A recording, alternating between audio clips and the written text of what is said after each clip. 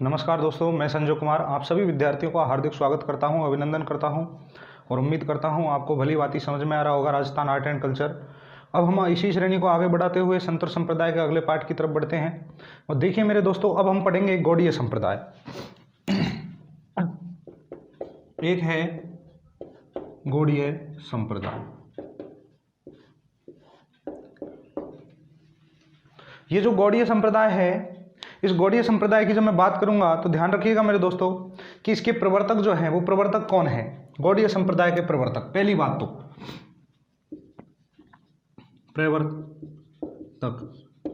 प्रवर्तक है माधवाचार्य। इसके जो प्रवर्तक माने जाते हैं वो प्रवर्तक मेरे दोस्तों कौन माने जाते हैं? ये माने जाते हैं माधवाचार्य। अच्छा, गौड़ स्वामी के नाम पर इस संप्रदाय का नाम गौड़ संप्रदाय या गौड़ीय संप्रदाय कहलाया, ठीक है ना। ध्यान रखिएगा दोस्तों, इसका जो नाम पड़ता है वो गौड़ स्वामी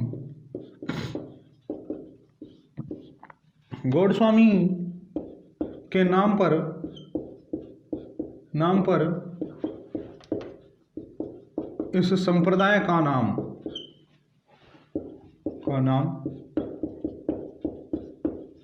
गौड़ीय संप्रदाय पड़ा, ठीक है ना। गौड़ स्वामी के नाम पर इस संप्रदाय का नाम क्या पड़ा मेरे दोस्तों? गौड़ीय संप्रदाय कहलाया, गौड़ीय संप्रदाय पड़ा, ठीक है। इसके बाद ध्यान रखिएगा, इसे गौड़ीय संप्रदाय की जब मैं बात करूंगा तो इसे ही कहा जाता है गौरांग महाप्रभु। इसको क्या कहा जाता है? गौरांग महाप्रभु। ये जो गौरांग महाप्रभु थे मेरे दोस्तों, ये गौरांग महाप्रभु गौड़ीय संप्रदाय के सबसे अच्छे प्रवर्तक थे। ये प्रचार प्रसार किया करते थे, सर्वाधिक प्रचार प्रसार इन्होंने किया। और कहते हैं कि बंगाल में इन्होंने जब प्रचार प्रसार किया था इस चीज का, तो बंगाल में भगवान कृष्ण का रूप मानते थे इनको। गौरांग महाप्रभु को बंगाल में कृष्ण का रूप मानते थे। किसका मानते हैं? अवतार मानते हैं, भगवान कृष्ण के अवतार मानते हैं। रूप मानते हैं या अवतार मानते हैं, जो भी है, भगवान कृष्ण का अवतार मानते हैं, ठीक है ना। भगवान कृष्ण का क्या मानते हैं मेरे दोस्तों? अवतार मानते हैं। कृष्ण भक्ति को जन जन तक फैलाने का। अच्छा, क्यों मानते थे? क्योंकि इन्होंने बंगाल में, मैंने अभी बोला था ना कि बंगाल का में इनको भगवान कृष्ण का अवतार माना जाता है। क्यों माना जाता है? क्योंकि इन्होंने भगवान कृष्ण का लोगों के दिलों में एक ऐसा स्थान बना दिया था, लोगों के प्रति इस संप्रदाय का ऐसा स्थान बना दिया था कि लोग इन्हें ही भगवान कृष्ण का रूप मानने लगे, इन्हें ही भगवान कृष्ण का अवतार मानने लगे। यानी कृष्ण भक्ति को जन जन तक पहुंचाया।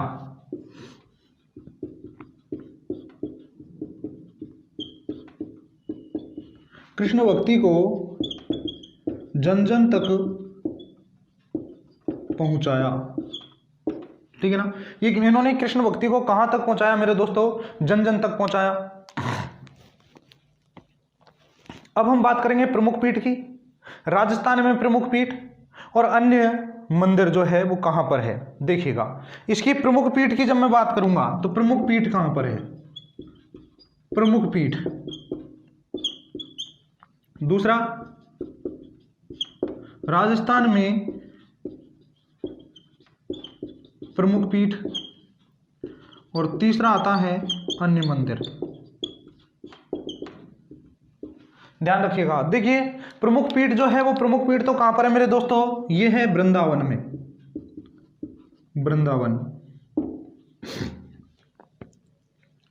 ठीक है, वृंदावन।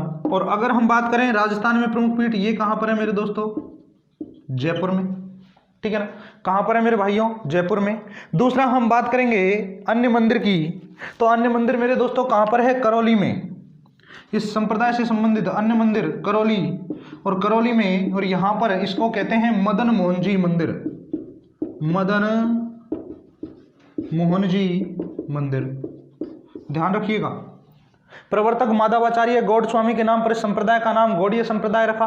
गौरांग महाप्रभु की जब मैं बात करूंगा तो ध्यान रखिएगा, बंगाल में कृष्ण का अवतार मानते हैं। कारण क्या था? अरे कारण क्या था? कारण ये था दोस्तों कि इन्होंने बंगाल में इस संप्रदाय का प्रचार प्रसार जो है वो भलीभांति तरीके से किया, पूर्ण रूपेण किया था। इसलिए दूसरा आपको ध्यान रखना है कि कृष्ण भक्ति को जन जन तक पहुंचाया था। प्रमुख पीठ जो है वो इसकी वो प्रमुख पीठ है वृंदावन में, मदन मोहन जी मंदिर। इधर बात करें राजस्थान में प्रमुख पीठ, वो कहां पर है? जयपुर में। इधर मैं बात करूंगा अन्य मंदिर की, तो अन्य मंदिर मेरे दोस्तों है कहां पर? करौली में है, जिसे मदन मोहन जी के नाम से जाना जाता है। जल्दी से एक बार स्क्रीनशॉट लो।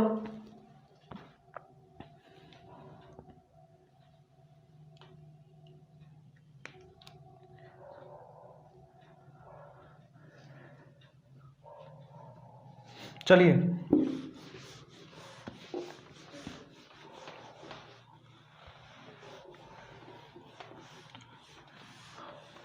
अब देखिए दोस्तों, प्रमुख पीठ, प्रमुख पीठ कौन सी है? वृंदावन में प्रमुख पीठ है ना, प्रमुख पीठ, और प्रमुख पीठ है वृंदावन, ठीक है ना, वृंदावन। वृंदावन में प्रमुख पीठ है, और वृंदावन में जो प्रमुख पीठ है वहां राधा गोविंद या फिर गोविंद देव जी का मंदिर के नाम से है। किस नाम से है मेरे दोस्तों? ध्यान रखना, गोविंद देव जी मंदिर, गोविंद देव जी के मंदिर के नाम से है। और गोविंद देव जी के मंदिर के नाम से अगर मैं बात करूं तो ध्यान रखना, इसे राधा गोविंद मंदिर भी कहा जाता है। इसे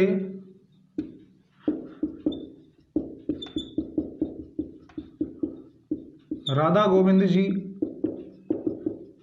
मंदिर भी कहा जाता है। दूसरा मेरे दोस्तों ध्यान रखना, इसका जो निर्माण करवाया था वो निर्माण मिर्जा राजा मानसिंह ने करवाया था। और मिर्जा राजा मानसिंह की बात मैं करूंगा, देखिएगा निर्माण,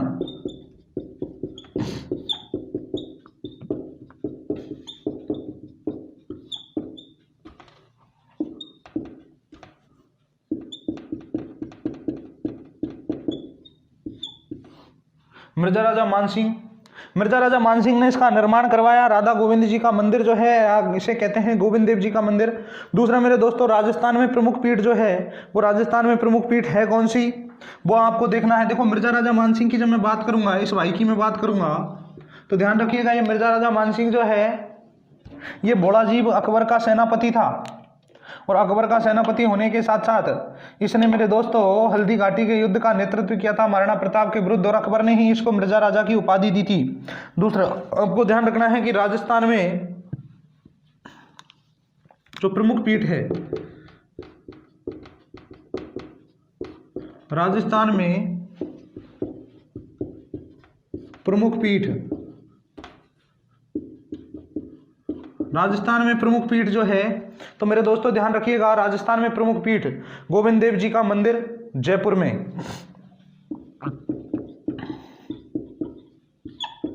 गोविंद देव जी का मंदिर।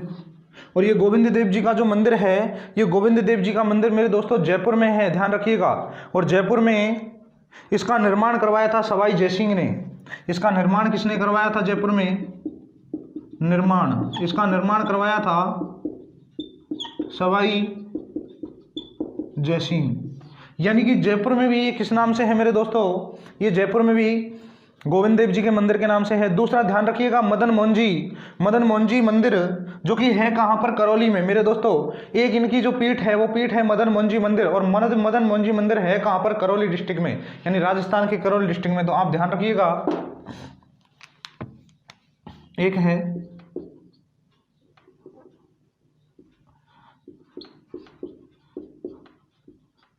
मदन मोहन जी मंदिर, और ये मदन मोहन जी मंदिर है कहां पर मेरे दोस्तों? ये है करौली। कहां पर है? करौली में। मदन मोहन जी मंदिर मेरे दोस्तों है कहां पर? ये करौली में स्थित है। तो जल्दी से मेरे दोस्तों एक बार स्क्रीन देखिए वापस से। प्रमुख पीठ वृंदावन में जो प्रमुख पीठ है गोविंद देव जी मंदिर के नाम से है। राधा गोविंद जी मंदिर भी इसे कहा जाता है। दूसरा आपको ध्यान रखना है कि निर्माण जो है वो मिर्जा राजा मानसिंह ने करवाया था।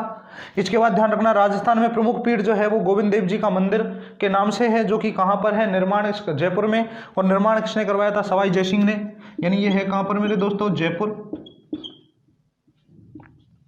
ठीक है ना। निर्माण सवाई जयसिंह ने।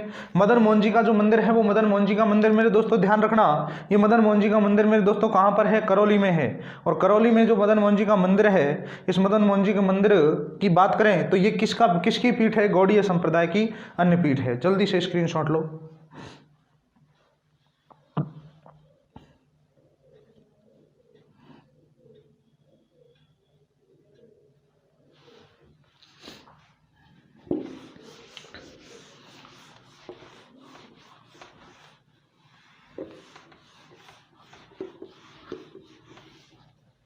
अब देखिए वल्लभ संप्रदाय।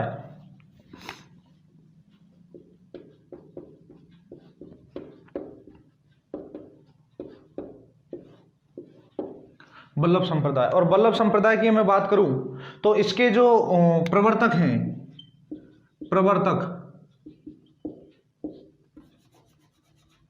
इसके जो प्रवर्तक हैं वो है वल्लभाचार्य। कौन है मेरे दोस्तों, वल्लभाचार्य। और मेरे दोस्तों ध्यान रखना, वल्लभाचार्य ने इसकी वल्लभ संप्रदाय की स्थापना की। और ध्यान रखना, एक नगर था विजयनगर साम्राज्य, और विजयनगर साम्राज्य में एक राजा हुआ करता था कृष्णदेव राय। उस कृष्णदेव राय के यहां पर ये रहे, उनके गुरु बनकर रहे। और टोटल देश में 84 बैठक की थी, जिसमें एक बैठक कहां पर की थी, राजस्थान में। देखिएगा, सबसे पहले ध्यान रखना विजयनगर साम्राज्य, और विजयनगर साम्राज्य में एक कौन था, कृष्णदेव राय। और कृष्णदेव राय उनके गुरु बनकर उनके दरबार में रहे थे। और दूसरा आपको ध्यान रखना है, देश में कुल 84 बैठकें की थी, जिसमें से एक बैठक थी राजस्थान में पुष्कर में। ध्यान रखिएगा। देखिएगा,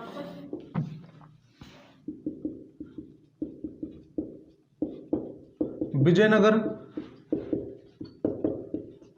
साम्राज्य में राजा कृष्णदेवराय के गुरु बनकर रहे, है ना, गुरु बनकर रहे। और दूसरा मेरे दोस्तों, देश में टोटल देश में 84 सभाएं या बैठकें की, जिनमें से राजस्थान में केवल एक, जो कहां पर, पुष्कर में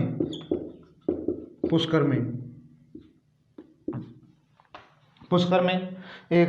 अच्छा, राजस्थान में एकमात्र बैठक की थी,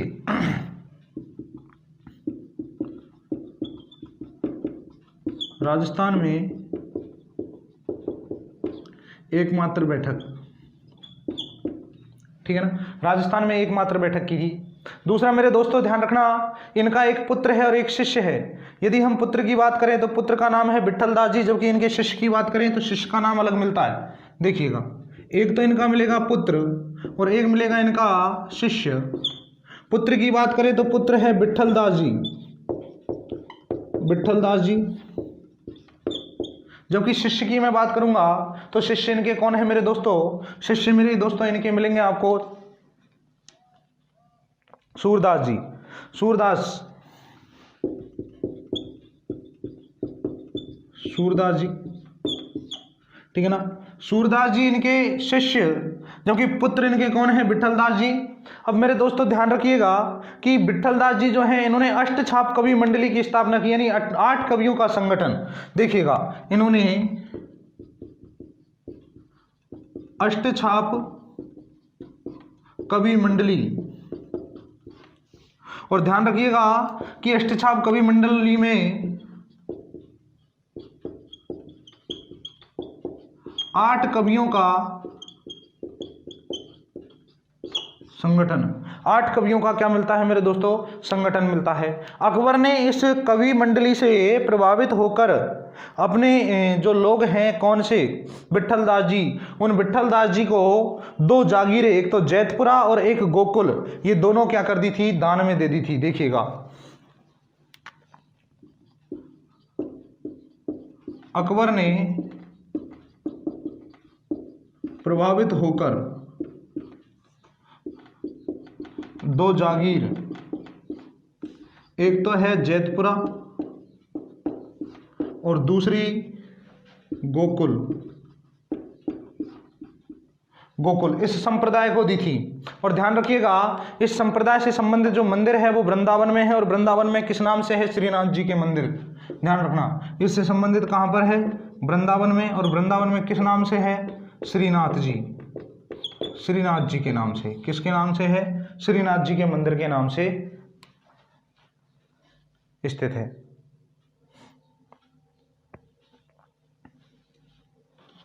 जल्दी से स्क्रीनशॉट लो दोस्तों, फिर आगे बढ़ते हैं।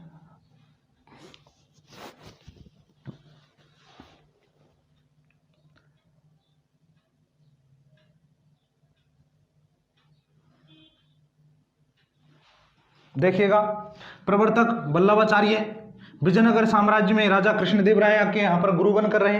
दूसरा 84 सभाएं बैठकें की, लेकिन राजस्थान में केवल एक ही बैठक की थी, कहाँ पर, पुष्कर में, और राजस्थान में एकमात्र जो बैठक है वो पुष्कर में की थी। दूसरा आपको ध्यान रखना, इनके एक तो शिष्य था, शिष्य कौन था, सूरदास जी, और पुत्र था इनका विट्ठल दास जी। विट्ठल दास जी ने एक अष्टछाप कवि मंडली की स्थापना की, जिनमें 8 कवि मंडलियों का संगठन मिलता है। और 8 कवि मंडलियों के संगठन की जब बात करें तो इनसे प्रभावित हुए थे अकबर, और अकबर ने प्रभावित होकर इनको दे दिया मेरे दोस्तों 2 जागीर, एक तो जैतपुरा, और जैतपुरा के साथ साथ कौन सी दे दी, गोकुल। तो देखिएगा मेरे दोस्तों, अब आपको अगली बात करें तो इस संप्रदाय से संबंधित जो मुख्य मंदिर है वो मुख्य मंदिर है कहां पर,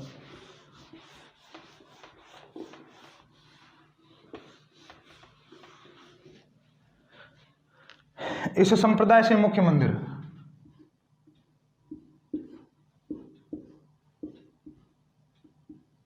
ठीक है ना। इस संप्रदाय का जो मुख्य मंदिर है, जो मुख्य मंदिर है मेरे दोस्तों वो है कहां पर, वृंदावन में है। और वृंदावन कहां पर है, यूपी में,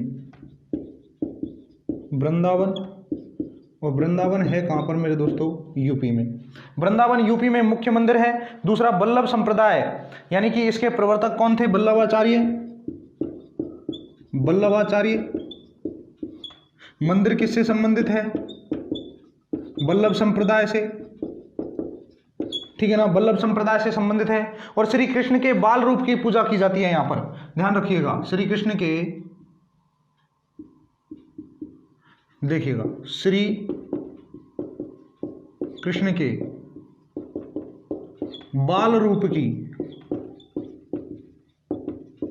पूजा की जाती है। बाल रूप की क्या की जाती है, पूजा की जाती है। और श्री कृष्ण जो है, उस श्री कृष्ण का जो मंदिर है उसे, श्री कृष्ण को यहां पर क्या कहते हैं, श्रीनाथ जी कहते हैं। श्री कृष्ण को क्या कहते हैं, श्रीनाथ जी, ठीक है ना, श्रीनाथ जी कहा जाता है। दूसरा आपको ध्यान रखना है मेरे दोस्तों कि 1669 ईस्वी में इस वल्लभ संप्रदाय से संबंधित मंदिर का निर्माण करवाया गया था। 1669 ईस्वी में यहां पर 2 संत हुए थे, एक का नाम था गोस्वामी दामोदर, 2 पंडित हुए थे, और एक का नाम था गोस्वामी गोविंद। ये दोनों जो हैं यहीं पर हुए थे। और कहते हैं कि मेरे दोस्तों जब ये यहाँ से औरंगजेब ने जब यहाँ पर सभी मंदिरों की मूर्तियों को तोड़ने के आदेश जारी किए थे, उस वक्त इनके आदेशों को सुनकर ये यहाँ से मेरे दोस्तों ये दोनों पंडित इस मूर्ति को ले जाते हैं। और इस मूर्ति को कहाँ पर लेकर आते हैं, ये मेरे दोस्तों आते हैं यहाँ पर, एक गांव है मारवाड़ में, और मारवाड़ में एक गांव है कौन सा, कदमखंडी। और उस वक्त यहाँ के शासक थे जसवंत सिंह। और जसवंत सिंह शासक जो थे तो उन्होंने डरकर इन्हें, जसवंत सिंह प्रथम ने इनको बिल्कुल नहीं दी थी शरण। अच्छा, जसवंत सिंह विरोध कर रहे थे लेकिन शरण नहीं मिली इनको, और बाद में इनको जो शरण मिली थी मेरे दोस्तों वो कहाँ पर मिली थी? वो बाद में जो शरण मिली थी वो मेवाड़ में। और मेवाड़ में किस जगह पर? ये देखो, एक है यहाँ पर मेवाड़, और मेवाड़ में एक राज सिंह, महाराणा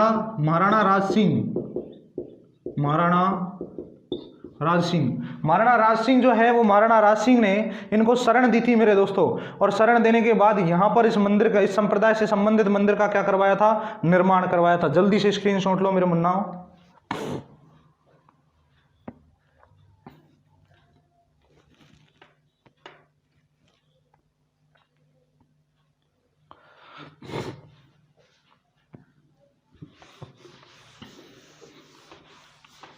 चलिए,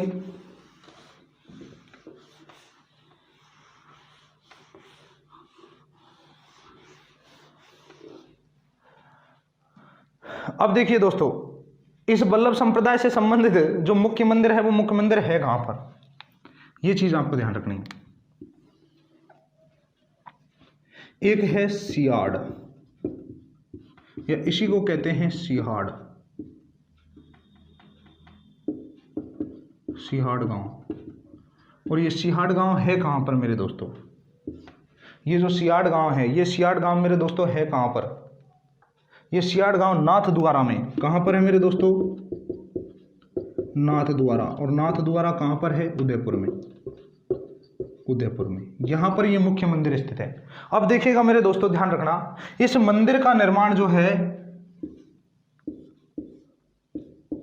वो वल्लभ संप्रदाय से संबंधित है। और मंदिर वल्लभ संप्रदाय की मुख्य पीठ, ध्यान रखना, वल्लभ संप्रदाय की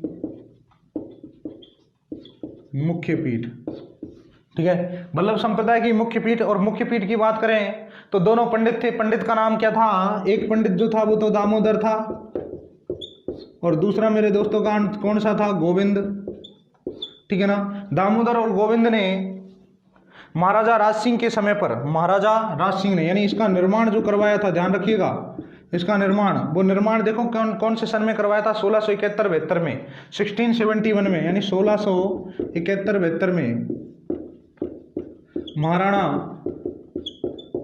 राज सिंह के समय, महाराणा राज सिंह के समय इसका क्या करवाया था? निर्माण। अच्छा, यहां पे भी भगवान कृष्ण के बाल रूप की क्या होती है मेरे दोस्तों? पूजा। देखिए, भगवान श्री कृष्ण के बाल रूप की पूजा, ठीक है ना। भगवान श्री कृष्ण के बाल रूप की क्या की जाती है मेरे दोस्तों? पूजा की जाती है। बाल रूप की पूजा की जाती है, भगवान श्री कृष्ण के बाल रूप की पूजा, है ना, ध्यान रखिएगा। दूसरा,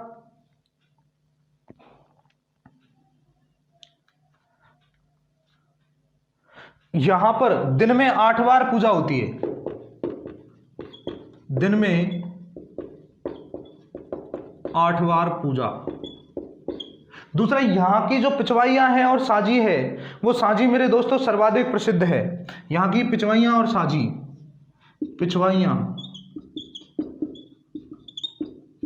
पिछवाइयां एवं साजी, ये पिछवाइयां और साजी ये सबसे ज्यादा प्रसिद्ध है। बनास नदी के किनारे है, और बनास नदी के किनारे NH 8 के किनारे, ध्यान रखिएगा, बनास नदी के किनारे, नदी के किनारे, NH 8 के किनारे, ठीक है ना, NH 8 के किनारे है। और मेला प्रतिवर्ष बनता है। वो मेला कब बढ़ता है? कृष्ण जन्माष्टमी को, ध्यान रखना। मेला प्रतिवर्ष भाद्रपद कृष्ण अष्टमी, यानी कृष्ण जन्माष्टमी,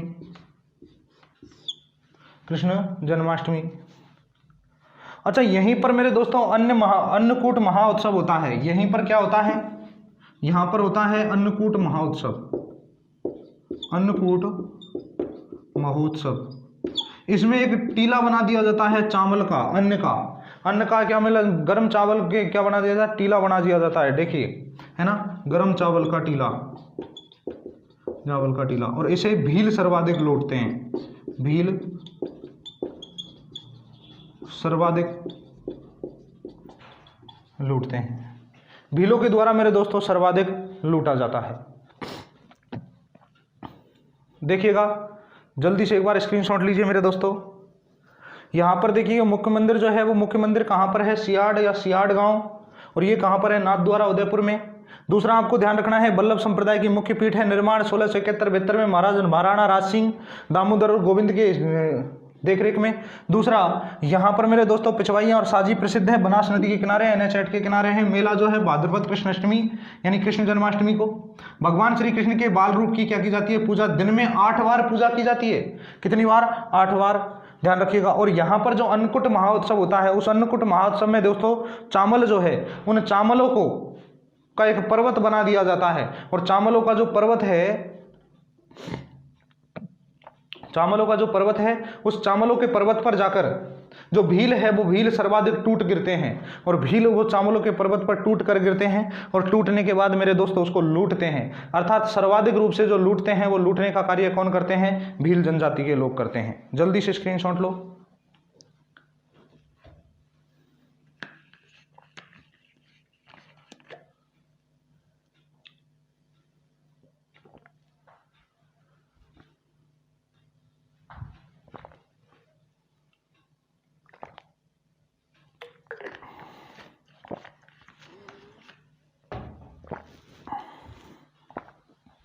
देखिएगा ये दामोदर है और ये गोविंद है, ये दोनों इस मंदिर की जो मुख्य मंदिर इसकी वो है, मुख्य मंदिर की जो मूर्ति है उस मूर्ति को लेकर, यानी औरंगजेब ने जारी किया आदेश कि मंदिरों की मूर्तियां तोड़नी है, ये मूर्ति को लेकर ये सबसे पहले कहाँ गए थे, ये मारवाड़ राज्य में पहुंचे। अच्छा, मारवाड़ में उस वक्त जसवंत सिंह प्रथम का शासन था, और जैसे ही मारवाड़ में पहुंचे वहां पर एक गांव था कदमकंडी गांव, लेकिन औरंगजेब ने आदेश जारी करवा दिया यदि किसी ने इनको शरण दी तो उसको भी मार दिया जाएगा। अच्छा, इससे डरकर इनको किसी ने शरण नहीं दी।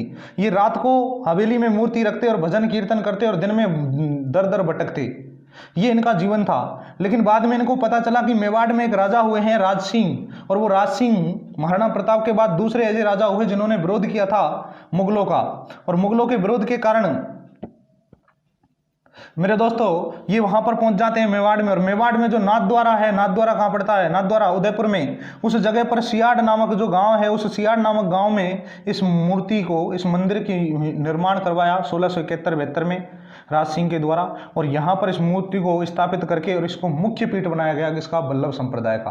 वल्लभ संप्रदाय की जो मुख्य पीठ बनाई गई थी वो मुख्य पीठ कहाँ पर है, नाथद्वारा में। अच्छा, इस संप्रदाय की जो मुख्य पीठ बनाई गई, इसमें जो भगवान कृष्ण की जो बाल रूप की पूजा की जाती है, उस बाल रूप के पीछे, उस बाल रूप के पीछे जो चित्र हैं उस चित्रों को कहा जाता है पिछवाइयां, यानी भगवान कृष्ण से संबंधित चित्र स्थित है वहां पर, उन्हें पिछवाइयां कहा जाता है। जबकि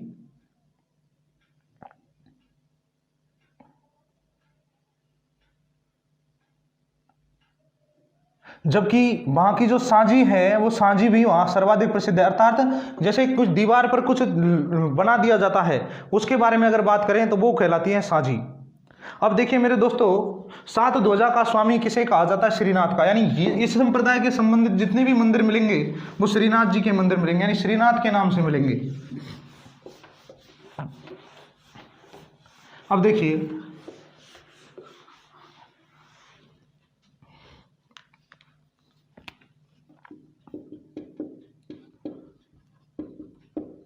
सात ध्वजा का स्वामी, और 7 ध्वजा का जो स्वामी है वो मेरे दोस्तों किसे कहा जाता है, श्रीनाथ जी को, श्रीनाथ जी को, ठीक है ना। श्रीनाथ जी को 7 ध्वजा का स्वामी कहा जाता है।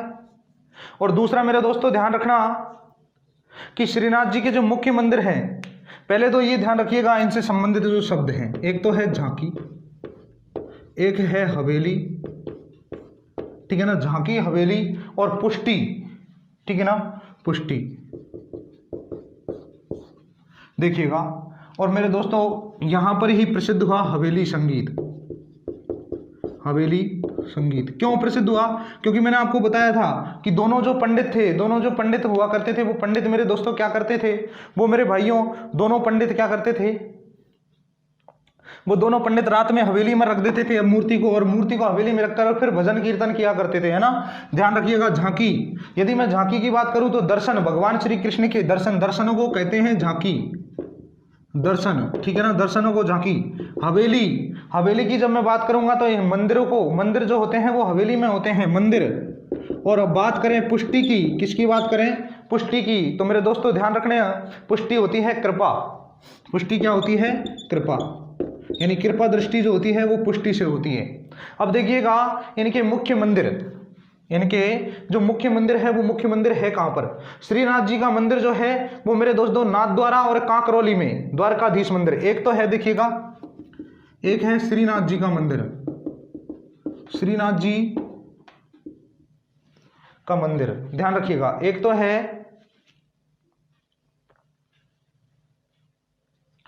है श्रीनाथ जी का मंदिर, दूसरा है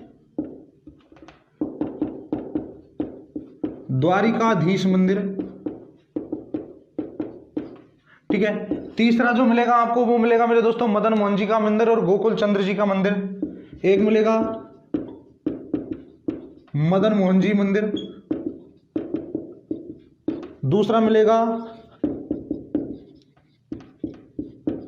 गोकुल चंद्र जी मंदिर, ठीक है ना। पांचवा जो मिलेगा मेरे दोस्तों ध्यान रखिएगा, वो मिलेगा मथुराधीश मंदिर। एक मिलेगा मथुराधीश मंदिर,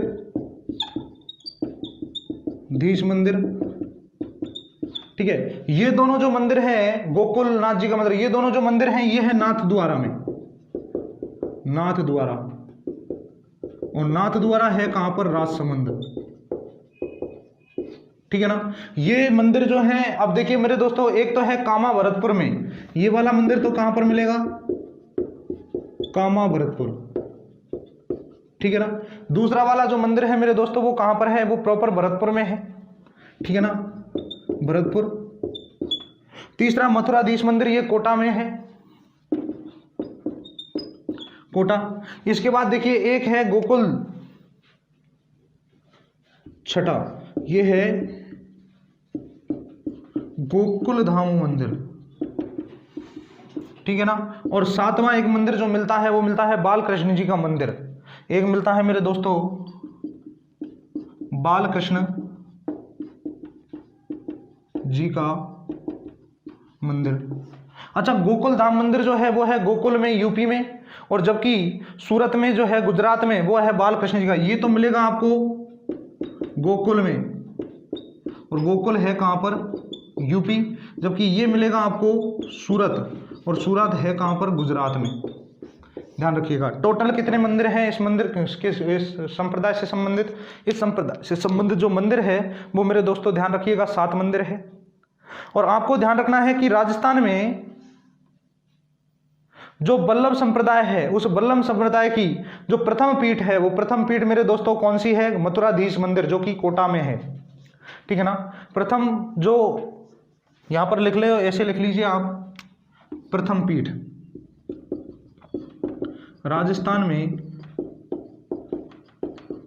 बल्लभ संप्रदाय की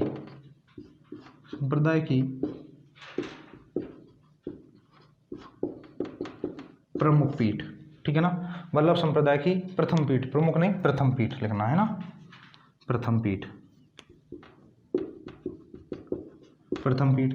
दूसरा आपको ध्यान रखना है कि मुख्य प्रधान पीठ जो है, ये 6 मुख्य प्रधान पीठ है, ठीक है ना। एक को निकाल दो और बाकी की सारी जो है ये मुख्य प्रधान पीठ है, मुख्य प्रधान पीठ। तो देखिएगा बल्लभ संप्रदाय की जब मैं बात करूंगा तो बल्लभ संप्रदाय से ध्यान रखिएगा कि एक तो आप बात करोगे झांकी की, तो झांकी की जब मैं बात करूंगा तो झांकी का मतलब होता है दर्शन, यानी भगवान के दर्शन करना। दूसरा अगर मैं बात करूंगा हवेली की, तो हवेली का मतलब होता है मंदिर। और ध्यान रखिएगा दोस्तों कि मंदिर जो है वो हवेली को इसलिए कहा जाता है क्योंकि गोस्वामी दामोदर गोस्वामी जो गोविंद है वो दोनों क्या करते थे, हवेली में मूर्ति रखते, और मूर्ति रखने के बाद भजन कीर्तन किया करते थे। पुष्टि, पुष्टि का मतलब कृपा। यदि हम भगवान के दर्शन कर रहे हैं तो दर्शन करने के बाद उनकी कृपा भी बरसनी चाहिए, ठीक है ना। और ध्यान रखिएगा, इनके प्रमुसात ध्वजा का जो स्वामी कहलाता है वो कहलाता है श्रीनाथ जी, यानी कि भगवान कृष्ण के बाल छवि को या बाल रूप को कहा जाता है श्रीनाथ। और श्रीनाथ जी का मंदिर के नाम से इस संप्रदाय के मंदिर माने जाते हैं। पहला जो है वो श्रीनाथ जी का मंदिर, ये कहां पर है मेरे दोस्तों, नाथद्वारा राजसमंद यानी कि सिहाट गांव। दूसरा आपको ध्यान रखना है द्वारिकाधीश मंदिर, ये भी कहां पर मिलेगा आपको, नाथद्वारा।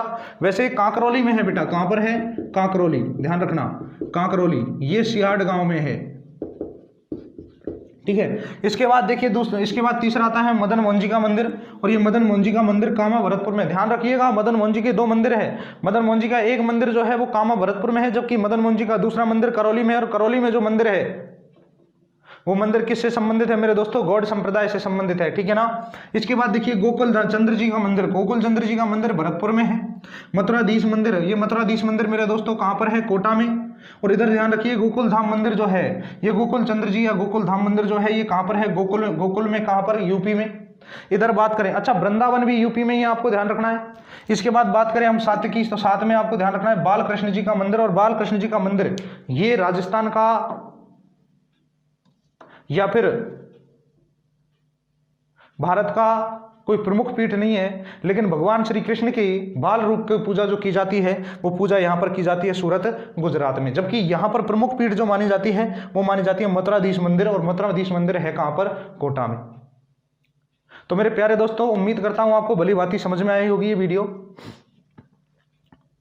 इसी प्रकार से स्वाध्याय करिए, अध्यापन कार्य करते रहिए और स्वास्थ्य पर पूर्ण रूप से, विशेष रूप से ध्यान रखिए।